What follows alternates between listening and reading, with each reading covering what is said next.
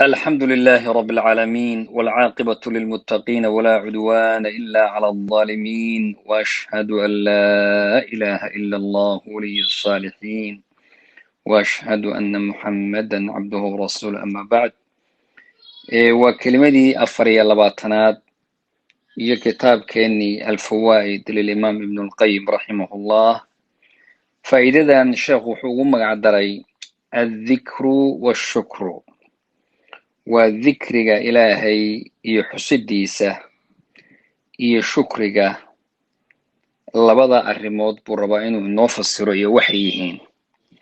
wuxuu yidhi ibnulqayim raximahullah, diintu waxay ku dhisan tahay mabna diini, yani diinta guud ahaanba markii la yidhaahdo laba qaaciido ama laba asaloo waaweyn.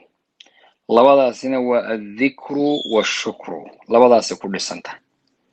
allah baa wuxuu yidhi subxaana, fadkuruunii adkurukum washkuruu lii walaa takfuruun. ixusa aan idin xuse igu shukriya oo ha kufrinina oo ha gaaloobina. rasuulkuna wuxuu yidhi sala allahu calayhi waaalih wasalam, isagoo la hadlayay mucaad ibnu jabal, yaa mucaad, wallaahi innii la uxibuk, waan ku jeclahay. haddaba qofku markaad tidhaahdo waan ku jeclahay oo qalbigiisii furmo, ayaa wuxuu yidhi ha halmaamin inaad tidhaahdo, falaa tansa an taquula dubura kulli salaati, salaad kasta markaad ka baxdo waxaad tidhaahdaa allaahuma innii calaa dikrika wa shukrika wa xusni cibaadatika. ilaahayow igu kaalme, igu caawi, igu gacansi, ii fudude dikrigaaga inaan ku xuso iyo shukrigaaga inaan daacadaada la yimaado. dayib, iyo cibaado wanaagsan. haddaba ujeeddadu ma aha bimujarad dikriga lisaaniga carabka uunoo laga xuso. dadku siday qaar intay iska soo qaataan waxama tusbax qaada ama ha qaadanin aad dhagdhagdhagdhag un ka siiso subxaanallah subxaanallah, yani wax uu iska aqrinayo carabka, wax uu og tahayna aan ahayn, waxaad qalbi ka samayna uusan ahayn. marka ujeeddadu kaa ma aha. dikrigani waa dikriga qalbiga ah oo qalbiga iyo carabka oo isla socda laga xusaayo.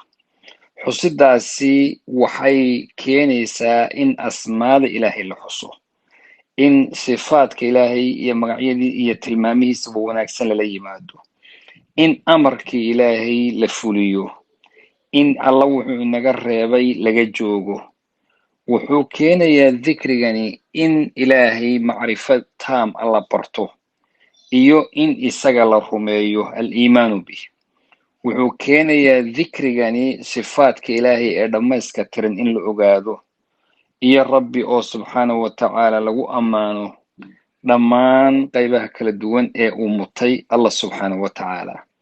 wuxuu dikrigani keenayaa ma dhammaystirmayo ilaa bitawxiidih, in ilaa allah subxaanahu wa tacaala la keli yeelo, cibaadadana isaga loo keli yeelo. marka dikriga xaqiiqiga ah oo dhabta ah wuxuu keenayaa inta aan soo sheegnay oo kale.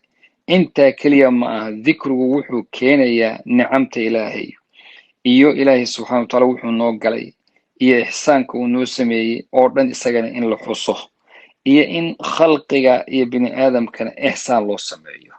haddaba dikrigu waa masalada gudaha weyn, waa diintii ilaahay oo la barto, waa diintii allah subxaanahu wa tacaala oo lagu dhaqmo, waa tawxiidkaagii oo dhammaystirma ayuu dikrigu keenayaa. ayib, ama shukriga oo qaybta labaad ah, isagu waa in lala yimaado daacadii alla inaga rabay iyo u dhowaantii allah subxaanahu wa tacaala.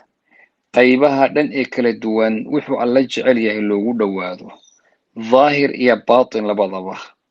labadan arrimood oo dikriga iyo shukriga ah, asheekh ibnulqayim wuxuu yidhi waa diinta asalka ay ku taagan tahay. dikrigu wuxuu keenayaa saan sheegnay macrifada ilaahay iyo barashadiisa, shukriguna wuxuu keenayaa daacadii ilaahay oo lala yimaado.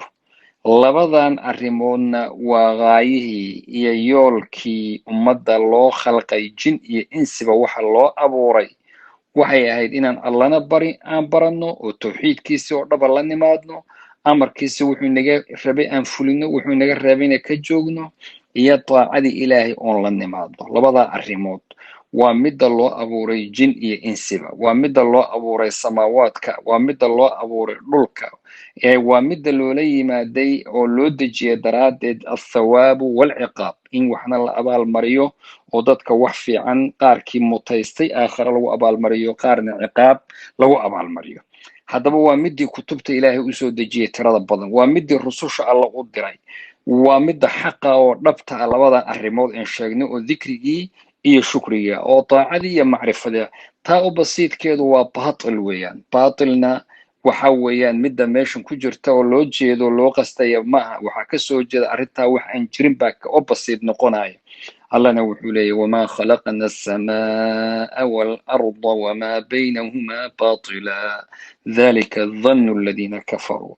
ilaahay umaanan abuurin samaawaadkii ardada baatil umaanan abuurin. afaxasibtum anamaa khalaqnaakum cabathan wa anakum ilayna laa turjacuun. marka dheeldheel iyo ciyaar iyo baatil ilaahay uma abuurin, insi iyo jinni uma abuurin, samaawaad iyo ardi iyo intoo dhanna uma abuurin, kutubta iyo rususha iyo ilaahay subxaanahu watacaala uma soo dirin baatil, ee waa xaq.